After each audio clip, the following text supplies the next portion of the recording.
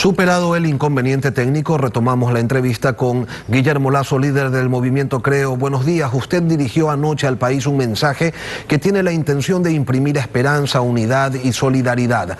Nos faltaron señalamientos de las cosas que usted considera que faltan, así como ciertos errores que es preciso señalar para que no se vayan a repetir y se corrijan, lo cual es necesario en un ambiente de aportes positivos. En lo sanitario, ¿qué considera usted que hace falta? ¿Qué debe acelerarse? La detección de los casos de infección como se hizo en Corea del Sur para atacar rápidamente los focos del brote. Los test, Lenin, los test son muy necesarios para poder determinar la magnitud de la crisis, la profundidad de la crisis, el tamaño de la crisis. Es decir, enfrentar al enemigo con conocimiento claro de qué manera ha atacado y con qué profundidad ataca. Pero en todo caso, si usted me permite, yo quiero poner en contexto estas propuestas que nacen de la preocupación de que el Ecuador vive hoy, como todos sabemos, una crisis sanitaria que lastimosamente golpea a todo el mundo entero, a todos los ciudadanos del mundo, especialmente a nuestros mayores. El Ecuador no es una excepción. Tenemos una crisis sanitaria, pero también tenemos que hablar de una crisis alimentaria como consecuencia de unas medidas restrictivas necesarias para cuidar la salud de los ciudadanos, pero que generan también un impacto negativo en su economía. En lo económico, a propósito de lo económico, ¿considera usted que está faltando algo en esa resolución de Junta Monetaria de diferimiento de créditos? ¿Le agregaría algo? ¿Le quitaría algo?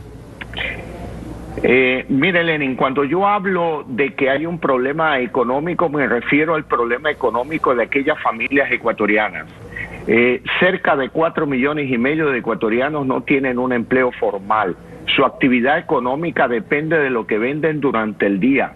Y dentro de ese gran grupo me preocupan especialmente las mujeres, las madres solteras, las madres abandonadas por sus esposos, a cargo de 2, de 3 hijos, que viven con $1 al día y hoy probablemente ni ese $1 al día lo pueden conseguir. Por lo tanto, mi propuesta: ampliemos la cobertura del bono de desarrollo humano para llegar a la mayor cantidad de ecuatorianos a efectos de que puedan alimentarse, que puedan comer, que puedan satisfacer necesidades básicas de sus hijos. Esa es la economía que a mí me preocupa en este momento. La economía del gobierno o la economía de las grandes empresas, yo creo que hay tiempo para tratar eso, pero hoy hay 2 urgencias, una emergencia sanitaria y una humanitaria, en el de que debemos llegar a las familias del Ecuador con alimentos en este momento. En lo fiscal, ¿hace falta mayor austeridad por parte del sector público? Como le decía, mire, yo creo que el tema de la economía hay tiempo para verlo. Hoy realmente el coronavirus nos ha puesto un escenario totalmente Pero es que distinto. para atender el coronavirus se necesita de recursos y si lo seguimos despilfarrando, entonces vamos a tener menos plata para atender la crisis sanitaria, ¿no? Bueno, estoy planteando prioridades en el manejo de los recursos.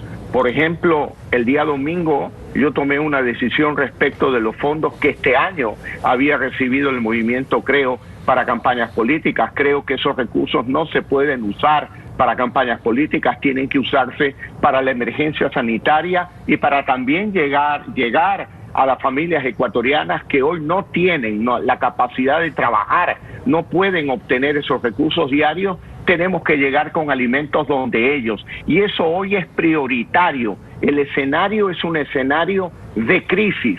Como le digo, ya habrá tiempo para tratar los problemas estructurales de la economía ecuatoriana. Hoy el problema es la economía de las familias más pobres del Ecuador. Y por eso yo planteo una unidad entre todos los ecuatorianos, porque este virus no hace distingo entre banderas políticas, ideologías, credos, entre ricos o pobres. Nos ataca a todos y todos nos debemos unir y debemos de tener claro que los que más tenemos vamos a tener que aportar más para poder financiar estas urgentes necesidades en materia de salud, y de alimentos. Efectivamente, en una crisis social el costo debe ser mayor para los que más tienen. ¿Qué más deben aún aportar? Usted decía ayer, tenemos que aportar hasta cuando podamos, hasta cuando ya no podamos hacerlo más. Y esto, si lo tenemos que cuantificar o si lo tenemos que aterrizar en una idea concreta, ¿cuál sería? Bueno, yo no puedo cuantificar esto en materia de salud, pero sí, por ejemplo, en la cobertura del bono de desarrollo humano, no podemos pensar que con añadir 400 personas más al bono y darle un bono de contingencia de $60 es suficiente. No, eso no es suficiente porque hay 4,5 millones de ecuatorianos que no tienen un empleo formal y que en este momento han visto que la economía para ellos se ha parado a raya, se ha frenado a raya. Ciertamente que gran cantidad de ellos viven en las zonas rurales y hoy, debido a las circunstancias, de alguna manera en las zonas rurales hay una forma de pasar el día en materia de alimentación. Pero piense usted en las zonas urbano marginales de las principales ciudades de Ecuador, como Guayaquil, como en la costa Babahoyo, como Quevedo, como Huaquillas. Hay grandes cinturones de pobreza donde desde antes del coronavirus no tienen empleo, no tienen cómo vivir, y ahora después, con las medidas restrictivas de quédate en casa, no pueden salir a conseguir ni el dólar diario con el que viven. Esa es una urgencia a la que no le podemos dar la espalda a los ecuatorianos, y yo he hecho un cálculo preliminar de que debería de costar alrededor de $600 millones los próximos 3 meses. ¿De dónde hay que sacar el dinero? De donde haya, porque esa es una prioridad para conservar la vida de los ecuatorianos. Y usted decía que quienes más tienen que aportar más. ¿Bajo qué mecanismo?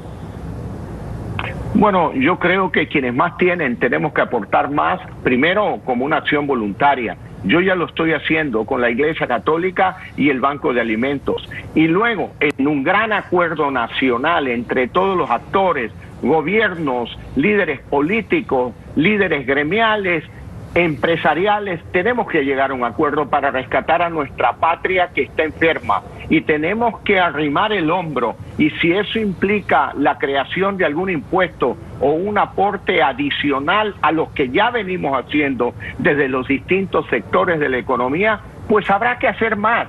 Habrá que hacer más, porque no podemos trabajar con los paradigmas previos a la crisis. Hoy hay que trabajar con condiciones impuestas por el coronavirus. Y obviamente de esto no vamos a salir solos. Hay que tener la mente abierta al mundo, comprender que con la ayuda de los grandes países del mundo encontraremos soluciones como ubicar una vacuna para proteger a los ciudadanos del mundo del coronavirus. ¿Usted cree, señor Lasso, que la banca ecuatoriana, el sector financiero, podría hacer un esfuerzo adicional al que ya ha venido haciendo?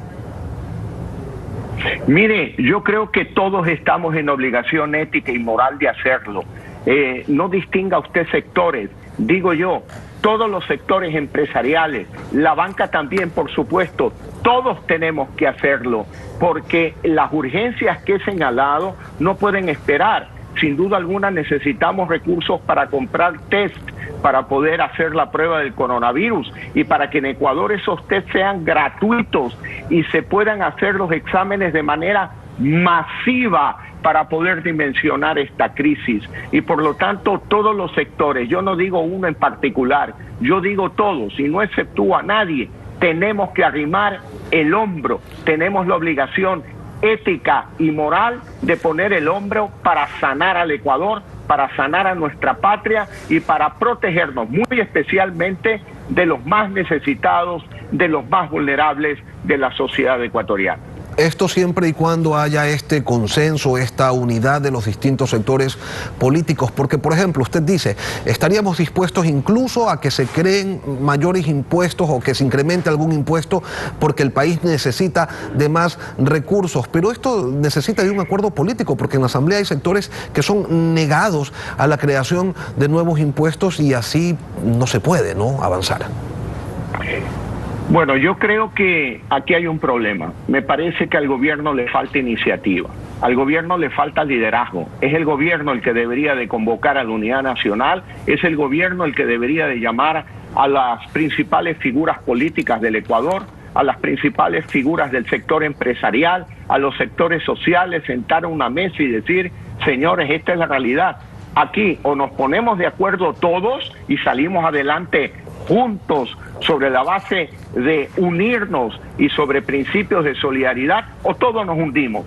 Y para mí no cabe la opción de hundirnos. Para mí lo que cabe es la única opción posible, la unidad entre ecuatorianos, la solidaridad entre los ecuatorianos, deponiendo todos los intereses partidistas y personales, porque hoy la patria está enferma y eso es mucho más importante que todos los temas que se han estado debatiendo en Ecuador previo a la crisis del coronavirus. Usted decía ayer, los acreedores del Ecuador pueden esperar. ¿Eso significa que estaría de acuerdo con una eventual declaratoria de moratoria? Mire, Lenin, todos los paradigmas en el mundo han cambiado con el coronavirus y voy a utilizar simplemente una metáfora para explicar.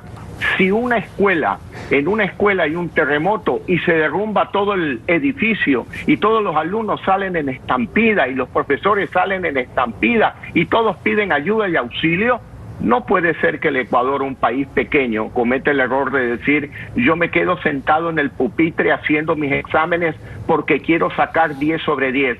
No, señor. Todo el mundo está en estampida. Grandes países de Europa están pidiendo apoyos a la comunidad europea. Hablan de Plan Marshall, hablan de planes de rescate para países poderosos. ¿Cómo no vamos a pensar que los paradigmas en Ecuador han cambiado y que la prioridad debe de ser salud y alimento para la población más necesitada? Y claro, por supuesto, sentarse de buena fe con los acreedores y decirle, hoy tengo esta prioridad. Así que lo tuyo, pongámonos de acuerdo porque lo voy a atender mañana. Ahora, en una situación como la actual es difícil que alguien se quiera hacer cargo de ella. Hay un vacío político en la República. Se lo pregunto, ¿cree usted que deben adelantarse las elecciones?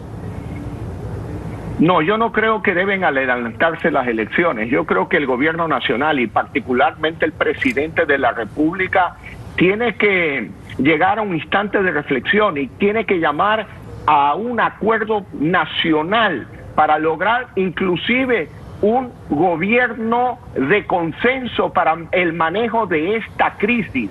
Por un lado, no podemos abandonar al gobierno, pero por otro lado, el gobierno no puede cerrar las puertas y negarse a tanta gente que le extiende la mano para ayudar en esta crisis. Me apena decirlo, yo creo que tenemos gobierno, pero no presidente.